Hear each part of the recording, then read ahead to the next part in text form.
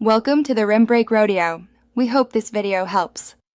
In this video, I will show you how to change a Honda Accord tail light. First, ensure you have the correct replacement bulb and a Phillips head screwdriver.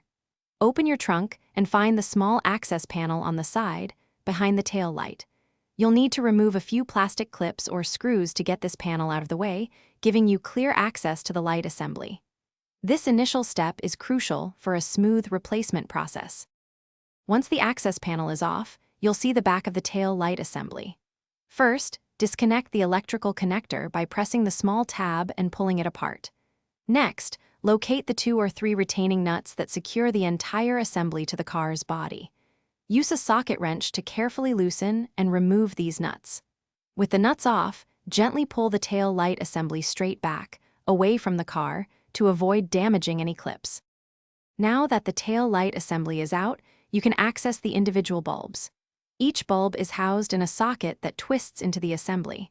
Gently twist the socket of the faulty bulb counterclockwise to release it.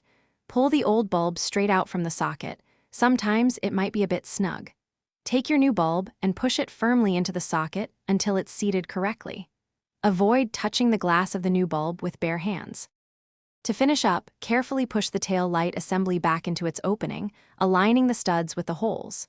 Reinstall and tighten the 2 or 3 retaining nuts, but don't over-tighten them. Reconnect the electrical connector until you hear a click, ensuring a secure connection. Finally, replace the access panel and test your new tail light to confirm it's working properly. Check the description for a link to the Echo Dot and other great deals. Thanks for watching. Consider subscribing if we helped you.